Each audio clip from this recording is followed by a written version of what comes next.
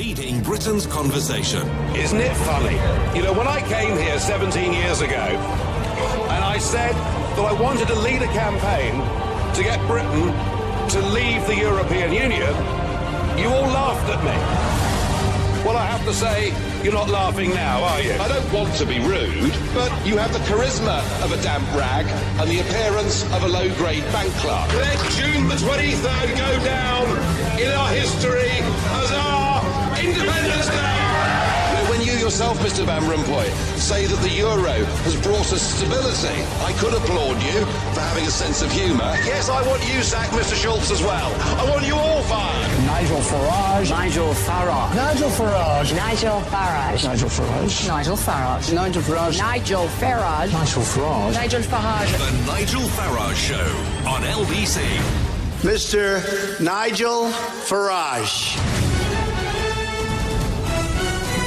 Thank you, Donald. Good evening, everybody. Well, be in no doubt that Brexit is the worst crisis that the European Union has ever faced. Initially, they appeared to be quite defiant about it. Here was Mr. Juncker last summer. We will stand strong and uphold the European Union's core values of promoting peace and the well-being of its peoples. The union of 27 member states will continue. The Union is the framework of our common political future. We are bound together by history, geography, common interest, and will develop our cooperation on this basis. Together, we'll address our common challenges to generate growth, increase prosperity, and ensure a safe and secure environment for our citizens. Who do you think you are kidding, Mr. Juncker? It all sounded wonderful. Don't worry about Brexit. We're moving on to build our European state. There's no problem. But 8 months on, things are a little different. Why? Because not only is Brexit happening and Article 50 on the verge of being triggered, but we're seeing Eurosceptic opinion growing in virtually every single country in the European Union, and there are some very crucial elections coming up this year. And that's why now Mr. Juncker has laid out 5 possible scenarios for the future of the European Union. One is to carry on pretty much as it is. The second is to go back to it being just about the single market and not much more else. The third is that for those who want to do more, you haven't all got to move together at the same pace. Another idea is to do less but do it more efficiently. And the last option, which is the one he really favours, is doing much more together and having a United States of Europe and an army and everything else. Why is he doing this when he was so defiant after Brexit? It's because of these elections. It's because they're running scared. Frankly, I think what he's putting to the people here amounts to a con job. He's pretending that we could row back on some of the centralising tendencies of the Union, and he's doing it because he really is terrified of what's going to happen later this month in the Netherlands, and of course heading on to France and Germany later in the year. So please, get involved. Tell me what you think. Call me on 0345 60 60 973. Text me at 84850. You can tweet at LBC using the hashtag Farage and LBC, and you can comment on the Facebook page, and you can watch the show live. And I wonder myself whether what we've seen here from Mr. Juncker actually is a sign genuinely of weakness. Because I've never, ever before heard him talking in any way before about rowing back. It's always been about moving on to a full political union. He's always been completely unapologetic about the whole thing. It's been British politicians that have tended to pretend, oh, it's not really going to be too political. And it's been Juncker all the way through that has talked about European armies and everything else. And I'm just thinking to myself, they're in trouble. I wonder what Robert, our first caller this evening from Medway. Robert, what do you think of Mr. Juncker's 5-point plan? And can the EU survive Brexit? Robert, good evening. Oh, sorry. Hi. Robert, fire away. I think it's probably going to last for another 10, 15 years, but I think a few countries may leave in the next, year or two. I am a fellow UKIPper. Right. Anyway, Yeah, so that's kind of my thoughts on that. Have you seen the petition about the Lords thing? Yes, I have. Yes, I have. It's just hit over 70,000. So well, I mean, of course there are going to be people unhappy with last night. But Robert, just quickly, you think the whole thing will break up. I have to say, I think I'd rather take the same view. Which country's first after Britain, in your opinion? The way it's looking with the elections with Marine Le Pen, it probably will be France. Well, and that will be the most damaging factor, because obviously one of the founding members leaving the union is, I think, Robert, that would be the end of the game, the end of the peer show, because actually it was getting France and Germany together, after 3 horrible wars. And by the way, getting them together to be friendly and trade with each other was an utterly sensible thing to have done. But if France moves out of the European Union, I would say, Robert, the whole thing is over. I thank you. I wonder what Martin in Glasgow thinks. Can the EU survive, Martin? Well, I hope not, Nigel. And to be honest with you, how people can't see the lunatics aren't running the asylum, I will never know how any of these Remainers can possibly support this nonsense that's been going on for absolute years, lunacy, and I just hope the French people and others in Europe decide to take it upon themselves to see through all this rubbish and vote the way they should be voting and get themselves out. It's an absolute disgrace. And I'll tell you another thing, Nigel.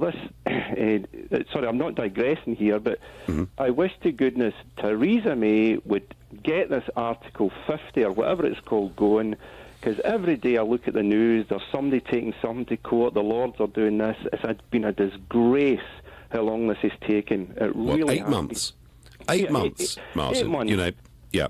And I agree with you. But I'm very surprised to hear your tone, because you come from Glasgow. Alex Salmon told me that everybody in Scotland thinks the EU is absolutely fantastic and that the Scots would like to leave the United Kingdom and join the European Union, sign up to the euro and to free movement of people. I mean, Martin, what's gone wrong with you? Well, the point is, Nigel, does he know every person that lives in Scotland their views? No, he doesn't.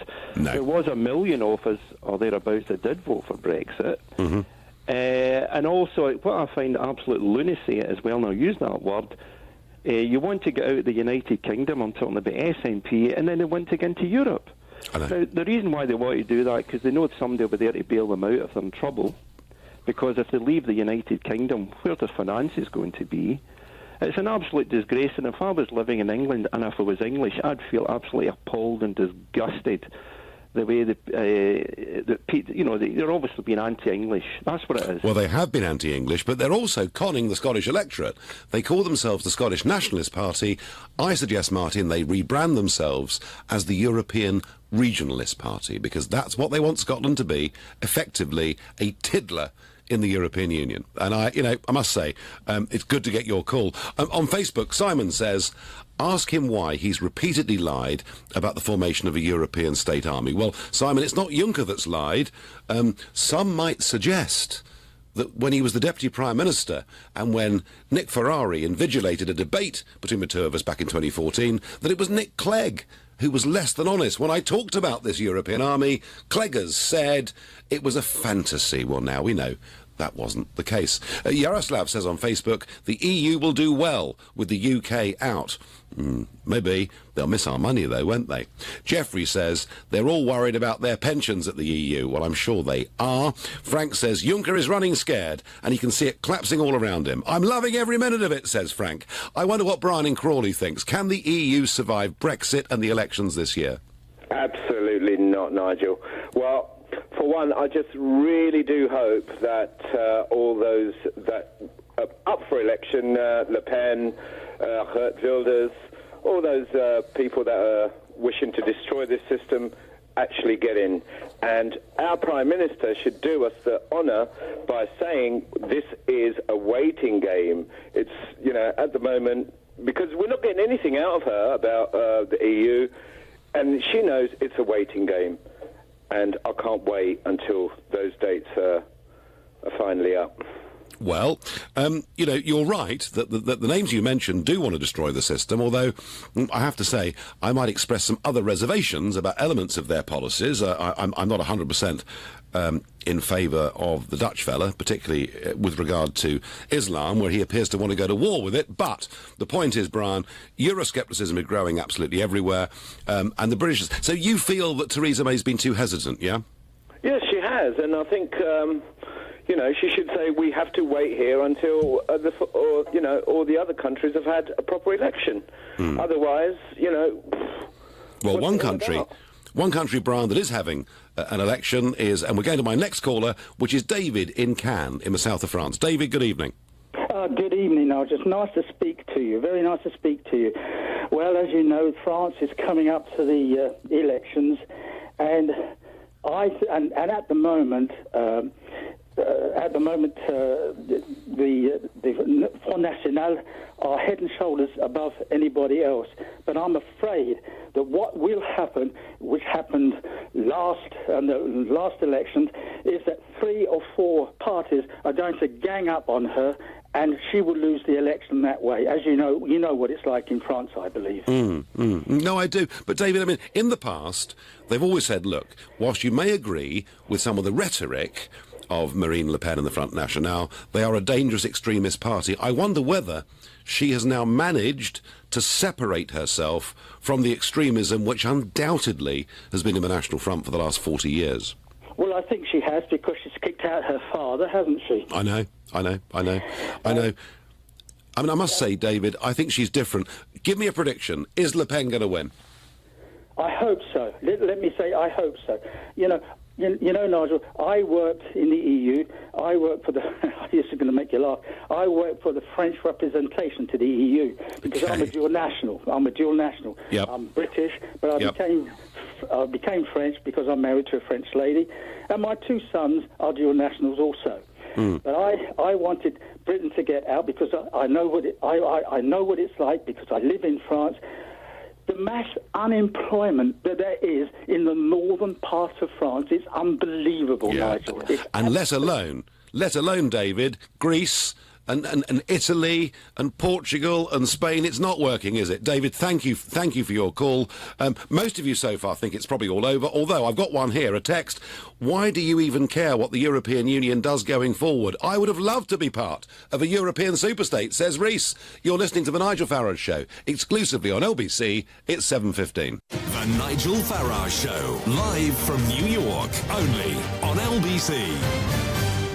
Jean-Claude Juncker is on the back foot. He's giving us a sort of multiple-choice future for the European Union, including some concessions that maybe it would go back to being not much more than a single market. Truth of it is, option number 1 is carrying on. I would say it's a bit more like carry on. Do you remember that scene in Carry On Up the Khyber when Sid James, who is the Brit in charge of the North West Passage, Sir Sidney Rough Diamond, is there having dinner with his wife and guests, and the shells are landing in the ceiling, and there are spears coming through the window, and it's clear the whole thing is a disaster, and they're all going to get killed, but they pretend, being Brits, that there's nothing wrong at all, and continue eating their dinner. And I think that's what's happening in the European Union.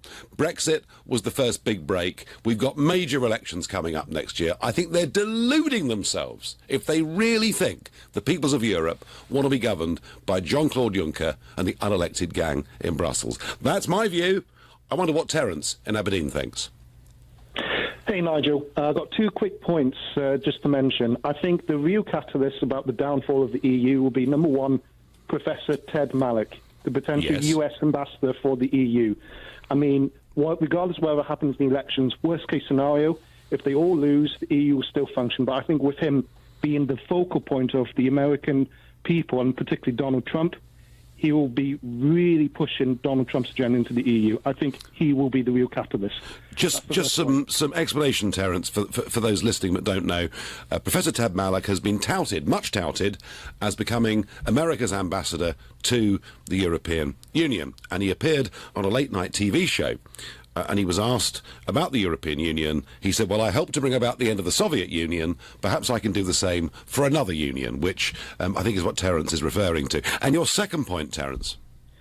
the second point, everyone's a bit cheesed off with Theresa May, quite rightly. As a fellow Brexiteer, I'm incredibly annoyed until I remember there's a bit of history. The Parliament Act 1949. I'm not sure if there are many viewers out there who know of it, but Tony Blair put it to excellent use when he was pushing his agenda for the Iraq War. I think Theresa May should do the exact same thing.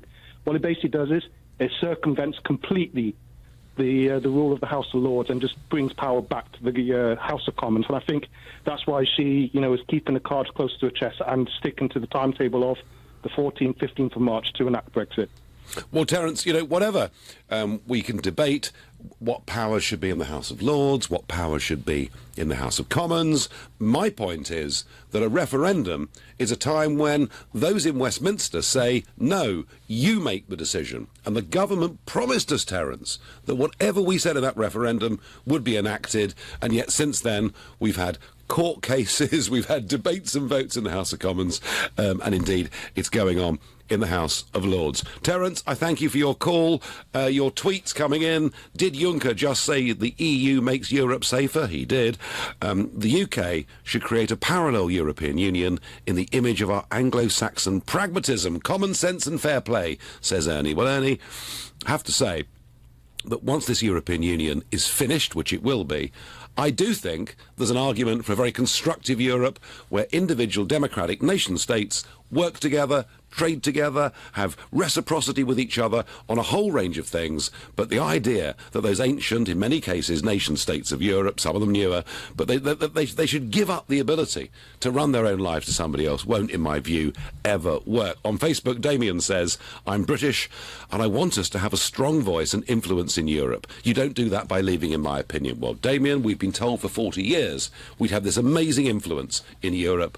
I've yet to see it in my 20 years nearly in the European Parliament. Rachel says the EU is a sinking ship. They are trying so hard to keep their head above water. That's exactly, Rachel, I think, what they are doing. But I wonder what Andrew in Winsford thinks. Andrew, good evening. Good evening. Hi, Nigel. Hi, it's great to chat. I think it's basically, it is pretty much going to fall apart, and the next big northern country that drops out, hopefully it'll be France. With a bit of luck. But I think one of the biggest disgraces is the fact that what you're looking at is who's going to be in charge to actually give people the option. It's not will people want to leave, it's will they be given the option to leave. Well, now look, and I'm not going to do this as a cheerleader for Marine Le Pen. I'll do it completely neutrally. But what Le Pen wants to do is she wants to win the presidential election, go to Brussels with some demands, and whether those demands are met or not, then put that to the French people in a referendum. That is what she's proposing to do, Andrew. Yeah. Does that sound a reasonable... does that sound to you to be a reasonable way ahead? Well, that's what I'm saying. It's reasonable for all other countries, but if the right person doesn't win the election, then they simply don't give them the option to leave. So they might actually not want the person that's going to win the person that's going to win the election. They might want them to win it, but they might not want to be in the EU. But they can't have both in certain circumstances. Well, for most countries. Well, there is a compromise here, which is Marine Le Pen makes the last round, which looks likely because it's a two-stage process. Whoever she's up against, whether it's Macron or Fillon, who are the two other front runners, maybe if it's close, she'll shift them into promising a referendum. So she might win this, whether she wins or not. After all, it was Cameron that promised a referendum to try and get me and UKIP off his back that led to the referendum. So there's more than one way, as they say, Andrew, to skin a cat. Thank you for your call. Alex in High Wycombe, is the European Union doomed, as so many seem to say, or has it got a bright future? Well, I think it has got a future because the players in Europe, and the countries I know best are Holland and Germany. I can't see any way that they would want to break it up. In Holland, Geert Wilders is doing well, but the other parties say we're not going to govern with you, so he'll be on his own and he won't get a majority. Well, that may be true, Alex. That may well be true, but just remember that last April there was a referendum in the Netherlands, yeah? Yeah. And it was a referendum on whether the European Union should do a deal with the Ukraine to effectively start a process where Ukraine would join the European Union. Yeah, but that was all about Ukraine, wasn't it? But here's my point, Alex, just very quickly. Here's my point, is the voters were overwhelmingly against it in that referendum, and yet what have the Dutch government done? They've ignored them, and they're continuing. So can you see why Eurosceptic opinion in the Netherlands is broader than just Geert Wilders? Yeah, but they had a plane shot down over Ukraine, and I think they really messed up on the rescue process, and I think that had a lot to do with it. But can I move on to Germany? In Germany, there's absolutely no way that they will step away from Europe, because their whole foreign policy since the Second World War is about creating bridges and wanting to create... What the Germans want more than anything else is an area of peaceful stability in Europe. I know the papers here write about, they just want our money and that, and yes, it does. They do extremely well in the export market, not only here, by the way, but the core belief of the ordinary Germans, and I know quite a lot, is that they just want an area of peaceful stability, and for them that means working together with their neighbours, because they realise the opposite of that, and we have seen little bits of it with the Alternative for Deutschland, is that you go back to nationalism, and we know what that leads to in Germany. Well, and they don't want that. Well, that depends, Alex, whether it is... that depends whether Germany is democratic or not. It's because that democratic system of Weimar broke down that Hitler was able to do what he did. And yes, you're right, there is a spectre of history that hangs over Germany. I don't for one moment think that this year Germany is even going to debate. I mean, AfD may, but they're the new challenger party. But no, whoever wins, whether it's Merkel or Schulz, is going to be pro the European Union. But I would suggest to you, Alex, that whilst the Germans may say that, there are other countries around Europe who say this. They say one of the primary reasons for European Union was to control Germany and to stop it being too dominant. How ironic that it's now a German-dominated Europe. So there is, Alex, bad feeling across much of the Mediterranean about this issue. But isn't it funny, though, even with the Greeks and all their problems, and you know, it was all on the news, they didn't seem to be actually want to come out of the EU. You know, that was the ironic thing. So instead, what they're actually saying is, we've got our problems, but we're still Europeans, and we want to actually work together. And well, I think the Greeks, in my view, Alex, have got Stockholm Syndrome. But look, I take your points on Germany. They're well made.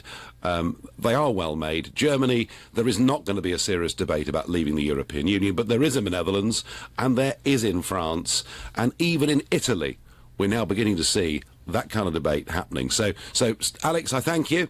You're certainly right. Germany is not ready for this. On Facebook, Tom says, only when we have left will we be able to laugh at carry on up the EU. Paul says within 5 years the EU will involve Germany and a few ex-Soviet nations. You may be right, Paul. Others may, Denmark, very Eurosceptic. The Netherlands, very Eurosceptic. Andrew says on Facebook, the EU leaders should be planning for the peaceful return to nation-state democracy, not trying to cling on in desperation. And Andrew, that was the big message that came out of 2016. Brexit, Trump and other events. The nation-state made a big comeback in 2016. Jean-Claude Juncker knows that, which is why he's putting forward this plan today. I'm live here from New York with the Nigel Farage Show, exclusively on LBC. It's 7:30 and time for the news with Rupert Bartier. This is LBC, the Nigel Farage Show, live from New York. Call 0345 6060 973. Text 84850. Tweet at LBC using the hashtag Farage on LBC. Can the European Union survive Brexit? The election's coming up this year, and it's Mr Juncker with his 5-point plan simply trying to pull the wool over the eyes of EU citizens. But before that, I just have to comment on the Shadow Chancellor John McDonnell's statement today that Labour would force anyone earning more than £1 million a year to make their tax returns public. The reason for doing this is so that tax dodgers have no hiding place. Well, I'm not sure about that. Surely there must be plenty of people on low incomes who evade tax, not just people on high incomes who evade tax. In fact, the more you earn, the more vulnerable you are to HMRC coming and investigating you. No, Mr McDonnell, this isn't about tax evasion. This is about pure jealousy. This is about hating people who have done well. I'm surprised you don't actually say that maybe mobs should gather in the streets outside their houses and throw stones at their windows. Because if you do this to people, you will actually make them vulnerable to public attack. I think it's disgraceful that Labour are going down this anti-success, jealousy route. I feel quite strongly about it. And if you do, Clive Bull will be picking up this debate at 8 p.m. this evening. But for now, we're back to Mr. Juncker. The European Union, can it survive, or is it going to prove itself to be resilient indeed? I don't know. James in Andover, what do you think? Hi, Nigel. Hello. What do you think? I mean, is the EU going to survive, James? We can survive outside. Absolutely, we can survive outside the EU. Absolutely. Yep. That's unquestionable. Do we want to be outside the EU? I doubt it. I'm a 30-year-old graduate. I see myself as a European citizen. I feel like we have progressed so much over the last 30 years with free trade, free movement, and now it's just like we're putting the brakes on it. We're putting an anchor on our progress. Why? Why would we do this? James, I'm talking to you from New York, where we have a new president in this country, in America, who is very keen to do a special deal relationship with the United Kingdom. Indeed, the Australians want to do this. The Canadians want to do this. There's some interest, I believe, from India to do this. I mean, isn't the point that Brexit, James, wasn't turning our backs on the world, it was making ourselves able to engage with bigger parts of it? But we're already engaged. We live in a multinational society, an international society, whereby, we're already engaged. We are already engaged with those countries.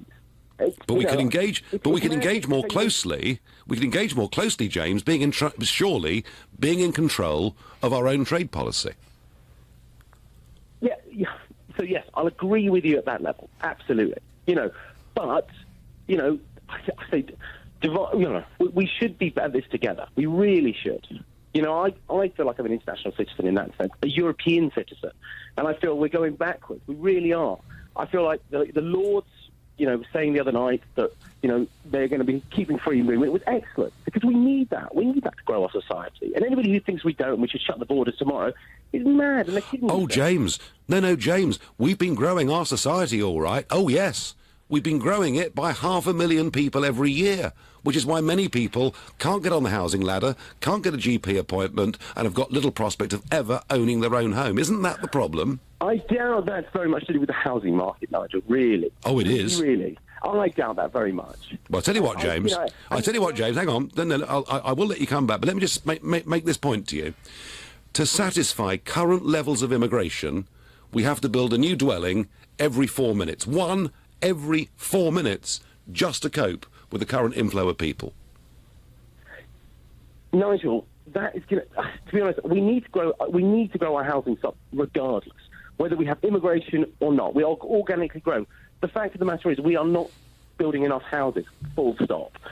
Now, the fact that immigrants are coming over and taking our houses, taking honest working British people's houses, it's not true. It's absolutely not true. And the fact that, you're kind of like, you're producing that is just, it's ridiculous. Absolutely ridiculous. James, do you know what, James? Much as I'm enjoying this, you and I are rerunning the referendum.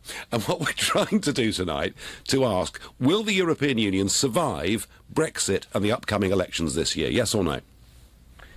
Yes, we will survive. When you say we, you do feel European, don't you? I do feel European, but yes, of course the UK is going to survive. The idea, the notion that... No, but I mean, is the European Union going to survive, James? I hope so. I absolutely You hope so. Fine. James, I thank you. James, who feels that he is an EU citizen, and that's fine. He's absolutely entitled to have that view. I suspect, though, that it is very much a minority view. I don't know. What does Ben in Hemel Hempstead think? Ben, good evening. Good evening. Hi, Nigel. Thank you so much for taking my call. Yeah, well, I'm a French citizen. Moved to the UK 2-3 years ago. Yep. And I never signed in to be a member in the EU. And when I speak with my father, who is 83, they said we never signed for that. We never voted for that. Now the EU, they create a lot of rules and directives as they like to control the people. And if you say anything, you are racist or you are discriminating against the other nations. But we are not. We wanted to be a part of people that got the same values, the same culture, the same economy. They can they flowed all here and to France, and that there is an imbalance in the EU. Some countries from the new Union Soviet now, their economy compared to France or here is not the same. So definitely they have to come here. And well, in fact, Ben, I mean, Ben, aren't there about 300,000 French people that have come to England in the last, I think, 20 years, isn't it? Yes. Yeah, it's not. Yeah, we don't really need to come here because we got the same economy. Our economy as well.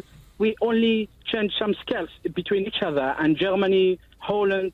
So it's not. We don't kind of leave everything and come back here because there's no works or something like that. Ben, let me ask you. Would it be a good thing if Marine Le Pen became the next French president? I would love to, but she needs to take some advice from some wise people. Okay, Ben. Thank you. No, thank you. You're backing Le Pen. It's very interesting, and thank you. Your texts and tweets coming in. A tweet here: Mr. Juncker needs to get his head out of the clouds. The EU is doomed, says Brendan. Hi, Nigel. Carry on, Juncker. He just wants power, not peace, says Tina. Tony Blair said a couple of years ago, the EU used to be about peace, it's now about power. I think he was right. I kind of understand why people want us to leave the EU, but I can't grasp why people want it to fail entirely, says Andy. Well, I guess, Andy, if the argument is we should leave and get our country back and our democracy back and our borders back, why on earth wouldn't we want our friends in Europe to have the same thing? On Facebook, Seema says, you do realise that the UK are part of Europe, Mr Farage. I thought we were an island. There we go. Mike says, we have not progressed. We have been suppressed. Well, and Tad says, I believe the Netherlands will be leaving the EU next and France will follow. I wonder what Evan in Slough makes of this. Evan, can the EU survive Brexit and these elections this year? Hi, Farage. I definitely think the EU will survive. I would also go on to say that I don't think it's good for the UK to be gloating over the EU and what's going to happen to the EU. I don't think it's healthy for us. I think it's beneath us to do that. But more importantly, if the EU were to fail, the net result would be very bad for the UK. I mean, even NATO is speculating that if it were to happen, Russia could become significantly more aggressive. We could look potentially at a depression, a global depression or global recession setting in. It would be really bad given how much... Oh, hang on, Evan. Hang on. Crisis. Just one second. Sure. I was listening to that Osborne fellow, our Chancellor, and the chap that's still the Governor of the Bank of England, Carney, and they were telling us that if we voted for Brexit, the housing market would collapse. There would be, sort of plague and pestilence and maybe even a swarm of locusts would hit the country. And none of it's happened, Evan, has it? Absolutely, that's a very good point. But the important thing to understand is that when the pound diminishes in value, what you get is a temporary effect of a boost in purchase. For example, if you make something cheaper, people will buy more of it. People buy more of it, you get more demand, so we sell more. But that causes inflation, and as inflation sets in, then you start to have all the negative effects. So you get this brief boom effect. It's like when the governments would have an election, they would start lowering interest rates to engineer a boom. And then you get the bust. I do understand that, Evan. I do understand that. You know, I worked in financial markets, commodities for years, but I would make this point to you as well, and to everybody. The idea that the pound has only fallen since the Brexit vote is baloney. It fell far more in the years preceding the Brexit vote than it did afterwards. I think actually the pound was grossly overvalued for years, primarily because of vast amounts of money coming in to the London and South East property market. I understand your reasoning there, but I mean the key point there is that the predictions for the market by experts on the UK economy is still there. It's just a temporary effect of how it unwinds. Well, but if you look, for example, at the US, you're saying the US will have a new dedicated trade agreement with the US potentially, but a Brexit at all costs. You know, where we might get, essentially, they reckon a dedicated trade agreement with the US will be worth 0.3% additional trade, because our current trade agreement with the US is extremely good under WTO. It's extremely effective. Evan, we're going to be free to do trade deals with everybody. Listen, I thank you. Great conversation. You're listening to the Nigel Farage Show exclusively here on LBC. It's 7:45. The Nigel Farage Show, live from New York, only on LBC. And the Brexit debate goes on because Gina Miller, remember her, the Ramona-in-chief, she hasn't given up. She's considering yet another court case, unless Parliament gets a full vote at the end of the process. Gina Miller, the last opinion poll says 68% of Britons now accept the result of the referendum and want the government to get on with it, if only they were left to do so. But we're discussing not just Brexit tonight, but the bigger theme. It appears that Jean Claude Juncker is on the back foot. He's trying to pretend to the voters in Europe that possibly he might give them back a few powers. He's doing it to try and stop Marine Le Pen and others winning dramatic elections this year. And I'm just asking the question, can the European Union survive? And I wonder what Kieran in Acton makes of that. Hi, Nigel. Hi there. I very much doubt they'll survive. We've got Donald Trump on our side now, which will help with negotiations. I saw that Donald might also put on restrictions with regards to cars being made in Germany or something, so that I suppose they can bring some business over to America. That puts us in a strong position. I think when we're in negotiations with the European Union, I think they'll start breaking down. Countries like Germany, I saw in the paper the other day, they're going to foot our bill. I mean, how are they going to be able to do that? It's crazy. It was interesting, Kieran. One of the earlier callers said that some of us were gloating about the failure of the European Union, but I'm not gloating about the misery in Greece and Italy and Spain and Portugal and Cyprus and Malta. I'm not gloating about the mass unemployment these failed policies have caused. I believe, Kieran, not only will we be better off outside the European Union, I think Europe and European nations will be better off outside the European Union. 100%. I mean, the diversity and the scale of the countries. How can you manage everyone with one stick? And when you put 27 countries in the room, how are they supposed to agree? All of them have different backgrounds, different goals. How do you... It's impossible. It's a failed thing. Actually, you're one of the most... Well, you're the politician of our time, and it's common sense. It's common sense.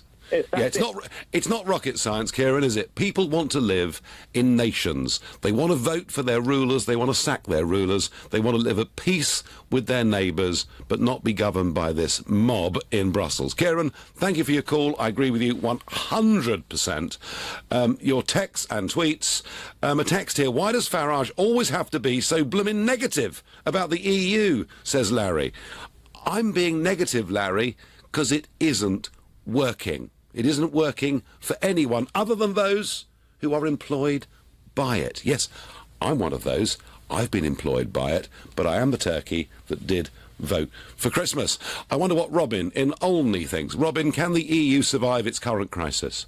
No, Nigel, simply because it was doomed from the get-go.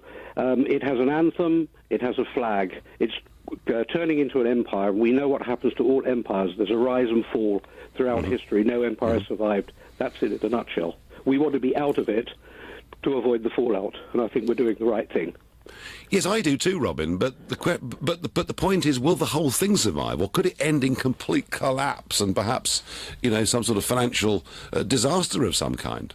Well, what I think we've done is helped some of the other nations out. I spend every week in Europe, mainly in Germany, and when I'm first greeted as an Englishman, the word Brexit comes up, and when you start to intellectualize the whole thing, everybody agrees that reform is needed. It was going in the wrong direction, and in the end, the conversation turns into, well, you've probably helped us out because you've defibrillated what was a dying heart. So, well, this is in a sense, Robin, this is what Juncker's trying to do, isn't it? He's trying to say, look, there is a multiple choice here, and one of them is we do hand back some powers. The question is whether they actually mean it. Robin, your view is succinct and clear, and I thank you. But, those of you out there that think the EU will survive, that it's still a good thing, please do let me know. And we're going to Spain to ask Tina, what is going to happen to the European Union, Tina? You're there in Spain, youth unemployment rates high, things not going that well, or am I wrong? No, things are going dreadfully here, and I think the whole economy is held together by sticking plasters. Whereabouts in Spain are you, Tina? Sorry? Whereabouts in Spain are you? Granada. Granada, yeah. So things are bleak, yeah? They are. At the end of the day, I think the Spanish will hold on as long as they can because obviously they get EU grants and they seem to think that money is, coming from the EU rather than from their own coffers. But I think if you look at Spain, you look at Portugal, you look at Italy and their economies, I think Italy's going to go this year.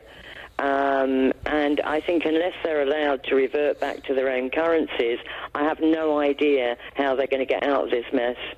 Tina, I agree with you completely, and I think you're right. I think that in terms of feeling sceptical about the entire project, Italy is a lot further down that track than Spain. There are many in Spain who feel they've derived benefit from the European Union, but that was until they joined the euro, and the euro has been a great big mistake for Spain. And you're right about EU money. There's no such thing as EU money. It comes from taxpayers, a lot of it from us, and it's the old joke, isn't it, that you go on the toll road in Spain and they ask you to pay the fee at the end of a journey, and you say, no, I'm British, we've paid already. Tina, thank you for your stark analysis. Toby on Facebook says, who is Juncker? Where did he come from? And who in this country voted for him? Well, I think I said that once to Herman Van Rompuy. Who are you? Because I genuinely barely heard of the bloke. Mr. Juncker was, for 19 years, the Prime Minister of Luxembourg. He is a successful politician. He won 5 general elections. Luxembourg may be small, but you've still got to be, quite an operator to win 5 elections. He is dedicated to the European project, perhaps for a very good reason. His father, in 1940, was conscripted into the Wehrmacht when the Germans invaded, sent off to fight on the Eastern Front, and was wounded. And so Juncker believes that because of the horrors that happened, along the Rhine with the Franco-Prussian War, the First World War, the Second World War, that Europe is the solution. And I've had this debate with him. And I would say, Mr. Juncker, of course, getting people together in a cooperative, package to work together, to trade together, was the right thing to do. But to push it to a full political union, where you take away from people their democratic rights and their identity, is a disastrous mistake. So that's who he is. I disagree with Juncker completely, although I have to say he's quite a laugh to be with. And Dave says, I wish people would try to be positive about the future. Dave, I'm being positive. Break up this union, bring back independent states across Europe, and we'll get on really well together. I wonder what Marcus in Swiss Cottage makes of this great debate of our times. Hi, I do believe that the European Union will survive, which I'm going to explain momentarily, but I just wanted to comment on some of your callers' emphasis on Trump. He's in power for 3 years and 11 months and counting. The next administration could easily dismantle those agreements or special contracts we would have with them, or even rescind the existing ones. We don't know what another administration could bring in. Because of his age, I doubt he'll go for an 8-year term. He's pretty, Marcus, I can tell you, he's pretty fit. Yeah, but I'm just looking at the temper of America. I mean, it would be quite astounding if he did what Franklin Delano Roosevelt did during World War II, their special war powers. But Trump says he's going to put America first. That will hurt our economy as well. How many Bentleys and Aston Martins are going to sell to them if they're going to be putting their own brand forward above our brand? Some of them are having just bring it to Europe now. Some people have been having a poke at Germany, and I think that Germany's done very well. They'll do very well inside the European Union or outside the European Union. It's in their genes. They've always had a very special relationship with the state. So I suppose the European Union fits well with their psyche. Yeah. Whereas we don't seem to have that same mentality as them. But their success speaks for itself. They're doing something right. They perform better than us. Marcus, they have. The trouble is, the Germans could be the last man standing, couldn't they? Because so many other countries are on the verge now of considering leaving, Marcus. Surely that's right. Yeah, but that's because we're, in my opinion, I think our mentality is a bit like elastic bands. You go in one direction to the Conservative, and then after a generation, it swings back to the other way. Well, and then Marcus, it'll swing back round again. Marcus, it won't, mate. Thank you. It won't. We've made our minds up. There is a big change, and my final thought is that this 5-point plan from Mr. Juncker is a con job. He's no intention of doing anything than carrying on to build a full political union. There are big elections coming up in the wake of Brexit. He's running scared of them. The truth is, the European Union project is dying before our eyes. It doesn't work, and people don't want it. Britain, we're now in a lifeboat. We've got off the Titanic. I think many other countries will too. In fact, I'm convinced they will. Coming up at 10 o'clock, it's Ian Collins. But up next, to debate McDonald's tax proposals, it's Clive Bull. Thanks very much, Nigel. So, yes, Shadow Chancellor John McDonnell says Labour would... Thank you, Donald. Good evening, everybody. Well, be in no doubt that Brexit is the worst crisis that the European Union has ever faced. Initially, they appeared to be quite defiant about it. Here was Mr. Juncker last summer. We will stand strong and uphold the European Union's core values of promoting peace and the well-being of its peoples. The union of 27 member states will continue. The union is the framework of our common political future. We are bound together by history, geography, common interest, and will develop our cooperation on this basis. Together, we'll address our common challenges to generate growth, increase prosperity, and ensure a safe and secure environment for our citizens. Who do you think you are kidding?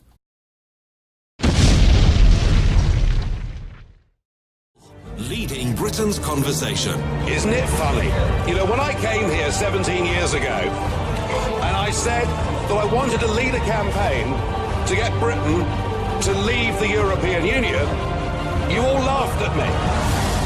Well, I have to say, you're not laughing now, are you? I don't want to be rude, but you have the charisma of a damp rag and the appearance of a low-grade bank clerk. Let June the 23rd go down in our history as our Independence Day! When you yourself, Mr. Van Rompuy, say that the euro has brought us stability, I could applaud you for having a sense of humour. Yes, I want you sacked, Mr. Schultz, as well. I want you all fired. Nigel Farage. Nigel Farage. Nigel Farage. Nigel Farage. Nigel Farage. Nigel Farage. Nigel Farage. Nigel Farage. Nigel Farage. Nigel Farage. The Nigel Farage Show on LBC. Mr. Nigel Farage.